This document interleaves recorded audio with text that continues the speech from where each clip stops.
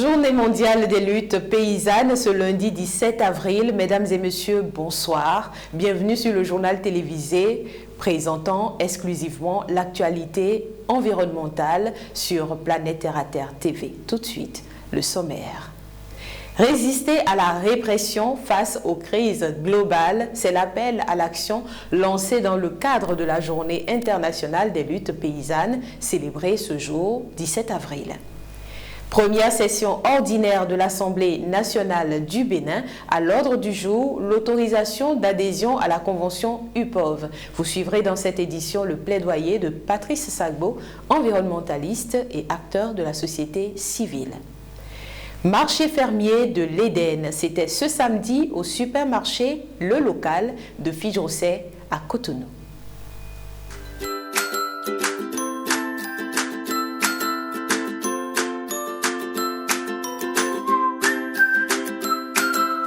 Voici un produit 100% terre qui répond aux besoins spécifiques des dames.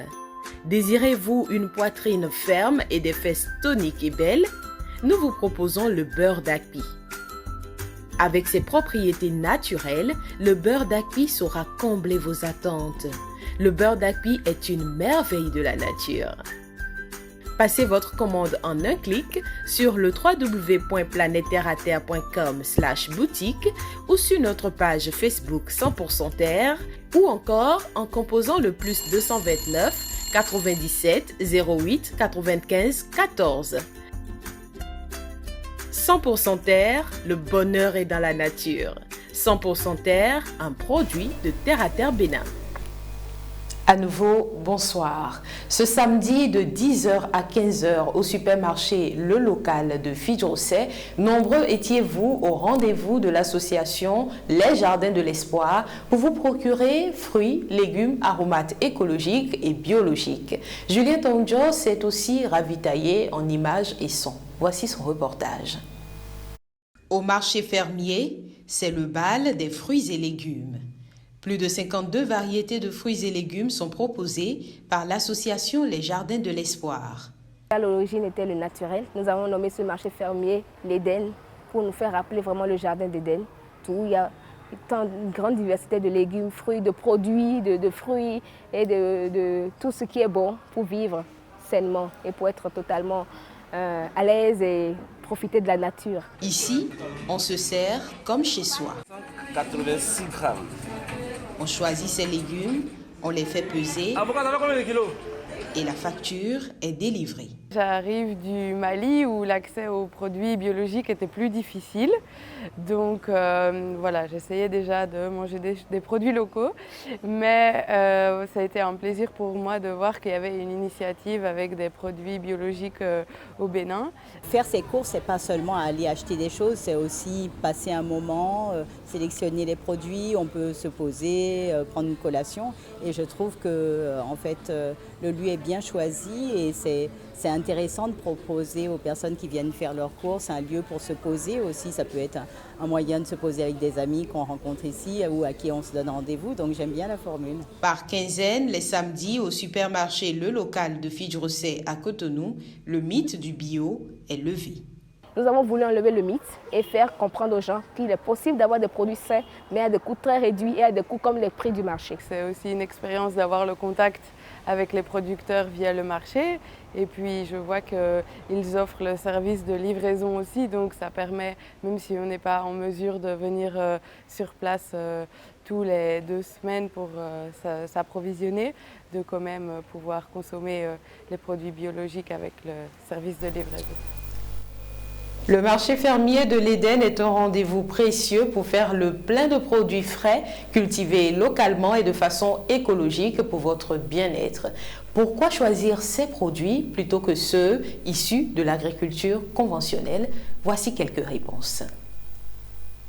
Pour différencier un produit bio d'un produit chimique, c'est tout à fait simple. C'est d'abord la durée de conservation. D'abord, les produits biologiques se conservent très longtemps. Vous pouvez les garder à la maison, juste à l'air libre pendant 2 semaines, 3 semaines, 1 mois. Ça dépend du produit. Si c'est des produits périssables comme la tomate et d'autres produits, fruits qui sont beaucoup plus périssables parce qu'ils mûrissent plus vite, là oui, on pourrait les garder 1 semaine, 2 semaines. mais c'est beaucoup la conservation. La conservation est beaucoup plus à longue durée et c'est ça qui arrange le consommateur, c'est ça qui fait la valeur des produits biologiques. Et également sur le marché, vous allez voir, les produits biologiques ne sont pas trop jolis parce que souvent ils sont un peu attaqués. Nous mettons juste des produits très sains pour traiter nos plants et pour peut-être les faire repousser tant soit peu les ravageurs. Ce qui fait qu'ils peuvent un peu attaquer les produits par moment. Les feuilles sont un peu plus mangées et juste un peu piquées, mais ça ne détériore pas du tout le produit. Je vous rassure que la qualité est toujours intacte et encore plus que c'est sain. C'est des produits sans additifs et c'est des produits cultivés naturellement. Les produits naturels nous donnent beaucoup plus de vivacité à mieux consommer. Je viens d'arriver au Bénin, donc j'étais très curieuse de découvrir les produits locaux. J'ai été très ravie parce qu'il y a plein de bonnes choses sur le marché. Et puis aussi, ça me tenait à cœur de pouvoir soutenir l'initiative des producteurs qui font un effort en plus en produisant de manière biologique. Et en tant que consommateur, c'est un effort qui est apprécié parce qu'on sait que du coup, ce qu'on a dans notre assiette est de meilleure qualité. Ce 17 avril, c'est la journée internationale des luttes paysannes. Cette journée est célébrée en souvenir des 19 paysans tués au Brésil en 1996. C'est aussi l'occasion de compatir aux souffrances des nombreux paysannes et paysans maltraités et tués au quotidien dans le monde. Journée internationale des luttes paysannes, quel en est l'intérêt selon vous? La lutte paysanne, c'est tout ce qui est action à mener pour faciliter la tâche quotidienne à ces paysans, ces agriculteurs, éleveurs et tous ceux qui travaillent dans le domaine. Généralement, les gens font de communication sur les chaînes de télévision. En réalité, il n'y a pas eu d'action physique sur le terrain, mais ils parlent donc des stratégies que les producteurs mènent pour pouvoir résister aux contraintes auxquelles ils font face dans leur système de production. Aussi bien les limites. Concernant le monde paysan, c'est normal qu'il y ait une journée du genre parce qu'il contribue beaucoup au développement de notre pays.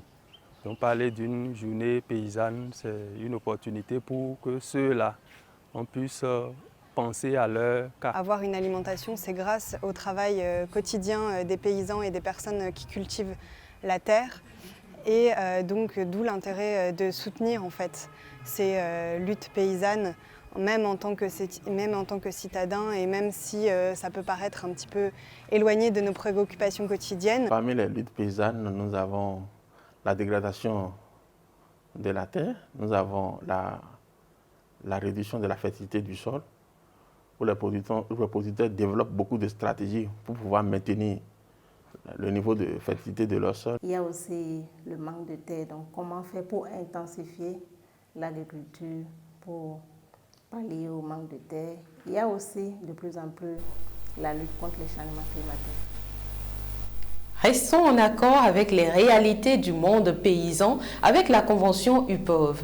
Les députés de la 9e législature ont été convoqués pour la première session ordinaire de l'année 2023 de l'Assemblée nationale ce jeudi 13 avril 2023. Une dizaine de projets de loi sera examinée par ces députés de la 9e législature. Au nombre de ces projets, l'autorisation d'adhésion à l'acte de 1991 de la Convention internationale de la protection des obtentions végétales adoptée à Genève le 19 mars 1991. Sans les semences, il ne pourrait pas y avoir d'agriculture. La protection et l'accès aux semences sont donc fondamentaux. Suivons ici le plaidoyer de Patrice Sagbo, environnementaliste et acteur de la société civile.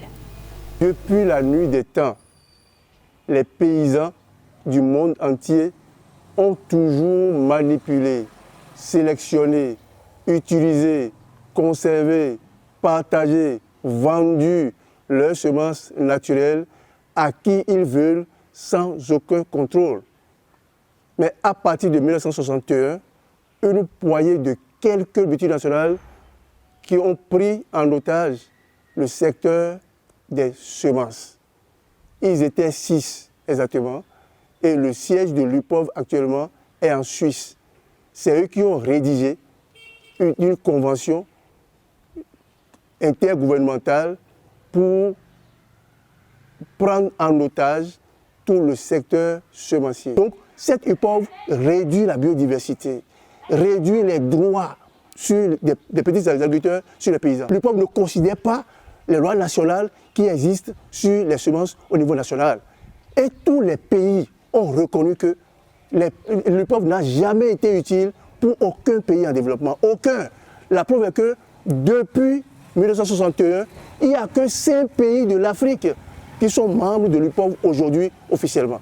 Il y a la Tunisie, il y a le Maroc, il y a le Kenya, il y a l'Afrique du Sud et la Tanzanie. Si nous regardons autour de nous, aucun pays n'est allé individuellement adhérer à l'UPOV. On se demande pourquoi le Bénin veut-il aller nécessairement coûte que coûte à l'UPOV. Nous demandons au président de la République pour dire nous le connaissions vraiment très engagé pour des actions de développement pour le pays. Et c'est pour cela que nous le prions ici respectueusement de bien vouloir retirer de l'Assemblée nationale ce dossier. Il ferait du bien. Parce que veut le peuple? Le peuple veut le pain et la paix. Et lorsqu'il n'y a pas d'alimentation, c'est une bombe. En tant que société civile, organisation des producteurs et des consommateurs, nous leur disons ce que nous pensons. Et nos éclairages pourraient les amener à faire le vote en toute connaissance de cause et en toute conscience. Djinoukou, Réseau national pour la gestion durable des ressources génétiques et point focal de coalition pour la protection du patrimoine génétique africain, Copagène, organise le 27 avril prochain, 27 avril 2023 donc, à 10h à la Bourse du Travail de Cotonou, une conférence publique sur le thème « Semences paysannes » ou OGM. Il sera question des semences paysannes, des OGM, de la loi sur la biosécurité au Bénin et de l'UPOV 1991. C'est une conférence publique à ne pas rater pour davantage comprendre ces enjeux. La rédaction de Planète Terre à Terre TV prend date. Branche artistique de l'horticulture, l'art floral allie l'attachement pour les éléments de la nature à la passion de les mettre en œuvre, de les associer par une expression artistique personnelle. Humaniser et harmoniser l'urbanisme, l'architecture par les bénéfices de la biodiversité au quotidien, c'est aussi ça le rôle que joue l'art floral. L'art végétal, ça consiste à créer un endroit ou à trouver un endroit pour faire vivre un être végétal. Depuis plus d'1 an, Childas Rumpati a commencé son parcours en art végétal. C'est un métier qui le passionne depuis le bas âge. J'ai commencé par l'art végétal parce que c'est quelque chose qui me passionne depuis tout petit, tout ce qui concerne la nature et tout. J'ai trop aimé, donc du coup c'est venu comme ça et voilà, j'ai essayé et voilà là où j'en suis. L'art floral a rapport avec tout ce qui concerne la préservation de la biodiversité. Childas poursuit en effet des objectifs. Amener les gens à aimer tout ce qui est vert, puisque vous verrez que les gens, en adoptant les pots déjà chez eux, ils vont déjà comprendre l'importance des plantes et après les adhérer chez eux et comprendre l'utilité et les protéger. Les plantes ont beaucoup de vertus et il suffit juste de les connaître. Je vais plutôt vous parler du chlorophytum, qui est appelé plante araignée. Et c'est une plante déjà qui permet de purifier l'air. Donc c'est une plante qui est vraiment conseillée. Et à part ça, il y a aussi les cactus qui permettent aussi d'absorber un tant soit peu le dégagement de l'électromagnétique qu'effectuent nos appareils ménagers. Fermons cette édition avec l'astuce écolo du 19h45. Avez-vous une paire de baskets dans votre placard que vous ne portez plus parce que vous ne savez pas comment la nettoyer pour qu'elle soit toujours neuve? Aujourd'hui, nous allons vous donner quelques conseils pour y arriver. Première astuce, le bicarbonate de soude. Votre premier ami pour un nettoyage efficace est le bicarbonate de soude. Vous pouvez utiliser le bicarbonate de soude en toute sécurité sur des chaussures en cuir, des semelles en caoutchouc ou des baskets en tissu. Comment procéder? Mettez le bicarbonate de soude sur la brosse ou l'objet avec lequel vous allez appliquer la substance. Mélangez à de l'eau tiède et c'est parti. Nettoyez ensuite les taches en effectuant des mouvements circulaires. Si vous souhaitez obtenir des résultats optimaux, vous pouvez ajouter du liquide vaisselle et vous aurez un résultat impeccable. Le dentifrice pour des résultats immédiats. Utilisez un dentifrice complètement blanc pour des chaussures complètement blanches. Mouillez vos chaussures à l'aide d'une brosse à dents et faites pénétrer le nettoyant en frottant vigoureusement. Vous voyez des taches jaunes à la surface? Ne vous inquiétez pas, elles disparaîtront en quelques secondes. Laissez vos chaussures avec le dentifrice pendant au moins 10 à 15 minutes pour obtenir un bon résultat. Nettoyez-les à l'aide d'un chiffon ou d'une serviette ou bien mettez-les dans la machine à laver après le processus.